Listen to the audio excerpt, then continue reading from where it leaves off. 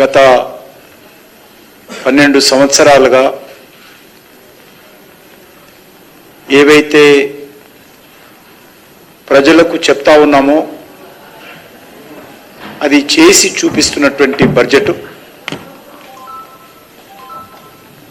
గత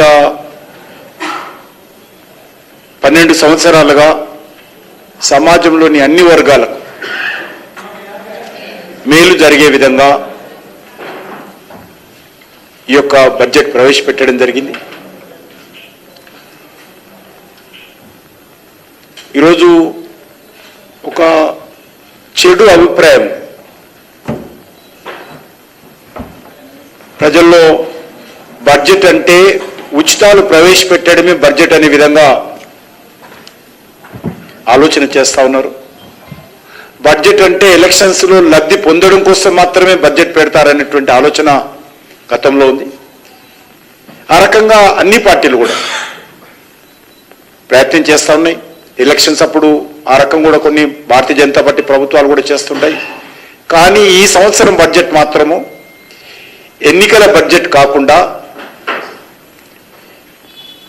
దేశంలోని అన్ని వర్గాల ప్రజల సంక్షేమం కోసం, భావితరాల భవిష్యత్తు కోసం 2047లో భారతదేశం ఒక డెవలప్డ్ కంట్రీగా, ఒక అభివృద్ధి చెందిన దేశంగా, ఒక వికసిత్ భారత్గా ఎమర్జ్ కావడం కోసము వేస్తున్నటువంటి అడుగులో మరొక అడుగు ఈ సంవత్సరం బడ్జెట్ అని ఈ సందర్భంగా మనియేస్తా ఉన్నాను. ఇందులో యువతకు, గ్రామీణ ప్రాంతాలకు, పరిశోధనకు, పెట్టుబడులకు, ఉపాధి అవకాశాలకు పెద్దపీట వేయడం జరిగింది. దేశంలో ఒక సస్టైనబుల్ డెవలప్మెంట్, ఒక సుస్థిరమైనటువంటి ఆర్థిక ప్రగతి ఈరోజు ప్రజలైతే ఆకాంక్షిస్తున్నారో ఆ ఆకాంక్షలకు రెక్కలు విచ్చేటువంటి బడ్జెట్ ఇది. ఆ దిశలోనే ఈ సంవత్సరం బడ్జెట్ ఆర్థిక పరిశోధకులు, మేధావులు, రాజకీయ అవగాహన కలిగినటువంటి వాళ్ళందరి మన్ననలు పొందినటువంటి బడ్జెట్ ఇది. ఇది రాష్ట్రాల వారీగా కాకుండా ఒక దేశం సంబంధించినటువంటి, దేశ అభివృద్ధికి సంబంధించినటువంటి బడ్జెట్గా చూడాల్సిన అవసరం ఉంది. తెలంగాణ రాష్ట్ర బడ్జెట్ తెలంగాణకు సంబంధించినటువంటి అన్ని స్థాయిల అవకాశాలు వాళ్ళు చూస్తారు. ఈరోజు దేశానికి సంబంధించినటువంటి బడ్జెట్, దేశానికి సంబంధించినటువంటి ఒక సమగ్రమైనటువంటి స్వరూపంతో ఈ బడ్జెట్ పొందుపరచడం జరుగుతుంది. నేను ఈరోజు ప్రత్యేకంగా తెలంగాణ ప్రజలకు కూడా చెప్పేది ఒకటే, కేంద్ర ప్రభుత్వం చేయాల్సినటువంటి పనులు, కేంద్ర ప్రభుత్వం ఆధ్వర్యంలో తెలంగాణలో జరుగుతున్నటువంటి అభివృద్ధి, అది తూచా తప్పకుండా నరేంద్ర మోడీ గారి ప్రభుత్వము బాధ్యతతో గవర్నమెంట్ ఆఫ్ ఇండియా చేయాల్సినటువంటి డెవలప్మెంటల్ యాక్టివిటీస్ అన్ని కూడా కొనసాగిస్తుందని మనం చేస్తాం.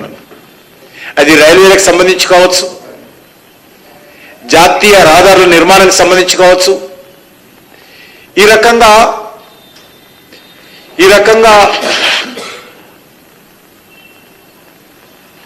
డెవలప్మెంటల్ యాక్టివిటీలో కేంద్ర ప్రభుత్వం అన్ని రకాలుగా, అది గ్రామీణ అభివృద్ధి నుంచి మొదలు పెడితే, వ్యవసాయ రంగం నుంచి మొదలు పెడితే, పొదుపు సంఘాల నుంచి మొదలు పెడితే, మరి ఎన్నిక అయినటువంటి గ్రామీణ సంస్థలు కావచ్చు, పట్టణ సంస్థలు కావచ్చు, అన్ని రకాలుగా కేటాయింపులు ఇందులో ఇవ్వడం జరిగింది. ముఖ్యంగా ఈ బడ్జెట్ అన్ని రకాల హబ్స్ గతంలో గత 12 సంవత్సరాలుగా కానీ అంత ముందుగా కానీ హబ్స్ ఆఫ్ హైదరాబాద్గా ఈరోజు ఎమర్జ్ అవుతా ఉంది. అది ఐటీ హబ్ కావచ్చు, ఎడ్యుకేషనల్ హబ్ కావచ్చు, డిజిటల్ హబ్ కావచ్చు, high speed rail corridor hub కానీ, సెమీ కండక్టర్ హబ్ కానీ, డాటా సెంటర్ హబ్ కానీ, pharma hub, health hub, defence research hub, ఈ రకంగా అనేక కేంద్రాలకు కార్యక్రమాలకు ఈరోజు హైదరాబాద్ కీలక పాత్ర పోషిస్తుంది దేశంలో. ఇది మేధావులు మెచ్చిన బడ్జెట్, యువతకు భవిష్యత్ ఇచ్చేటువంటి బడ్జెట్ అనే విషయాన్ని నేను మరొకసారి పునరుద్ఘాటిస్తున్నాను. ఎంఎస్ఎంఈలకు దేశవ్యాప్తంగా మరి అనేక రకాలుగా ఇందులో ప్రోత్సాహాలు కల్పించడం జరిగింది. ఇది తెలంగాణ కూడా ఉన్నటువంటి ఎంఎస్ఎంఈలకు లాభం చేకూరుతుంది. సుమారు 23 లక్షల ఎంఎస్ఎంఈలు యూనిట్స్ తెలంగాణలో ఉన్నాయి. అదేవిధంగా ఈరోజు బయోఫార్మా శక్తి పాలసీ, శక్తి అంటే strategy for health care advancement through knowledge technology and innovation. ఇది మన హైదరాబాద్ నగరానికి ఎంతో ఉపయోగపడుతుంది. ఇప్పటికే మన దగ్గర నైపర్ అనేటువంటి సంస్థ పనిచేస్తూ ఉంది. దాన్ని మరింతగా ముందుకు తీసుకెళ్లడానికి హైదరాబాద్ మరింతగా నైపర్ సంస్థ అప్గ్రేడ్ కావడానికి ఈ యొక్క బయోఫార్మా శక్తి పాలసీ కింద హైదరాబాద్కు లబ్ధి చేకూరుతుంది. దీని ద్వారా biologics, biosimilars and advanced medicine లాంటి అనేక పరిశోధనలు హైదరాబాద్ కేంద్రంగా ఇప్పటికే ఉన్నది. దాని మరింత పెరగాలని ఇక్కడ ఉన్నటువంటి బయోఫార్మా ఆర్గనైజేషన్స్ చాలా రోజుల నుంచి రిక్వెస్ట్ చేస్తూ ఉన్నాయి. దీని నైపర్ ద్వారా అది మన హైదరాబాద్కు ఎంతో ఉపయోగపడుతుందనే విషయాన్ని సందర్భంగా మనవేస్తా ఉన్నాం. అంతేకాకుండా క్లినికల్ ట్రయల్స్ నెట్వర్క్ ఏదైతే హైదరాబాద్లో ఉందో దానికి సంబంధించినటువంటి మన హైదరాబాద్ నైపర్ ద్వారా రీసెర్చ్ అండ్ డెవలప్మెంట్ కెపాసిటీ కూడా పెరుగుతుందన్న విషయాన్ని మనం చేస్తా ఉన్నాను. ఈరోజు మనం ప్రపంచంతో పోటీ పడాలి కాబట్టి ఫార్మా, ఎందుకంటే మన దేశం నుంచి అత్యధికమైనటువంటి ఫార్మా ఎక్స్పోర్ట్స్ హైదరాబాద్లో ఉన్నాయి.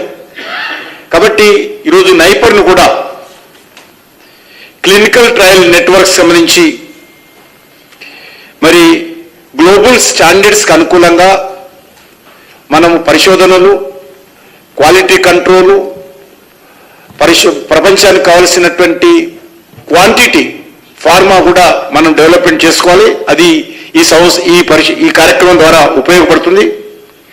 గ్లోబల్ బయోఫార్మా మ్యానుఫ్యాక్చరింగ్ హబ్గా ఈరోజు హైదరాబాద్ కీలక పాత్ర పోషిస్తున్న విషయాన్ని ఈ సందర్భంగా మనయేస్తున్నాను.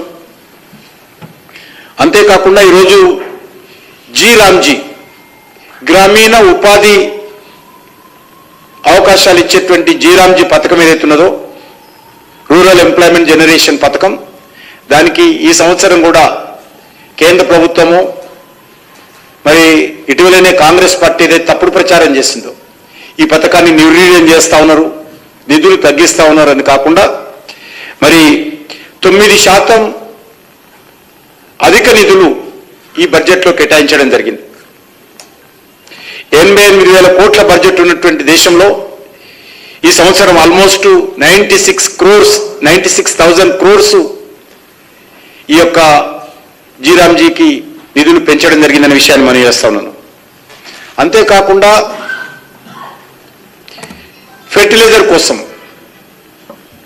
అది కూడా తప్పుడు ప్రచారం చేసేటువంటి ప్రయత్నం చేశారు. కోతలు విధిస్తుంది, మరి దాని మీద సబ్సిడీ తగ్గిస్తుందనే విషయాన్ని మనకు అనేక సంవత్సరాలు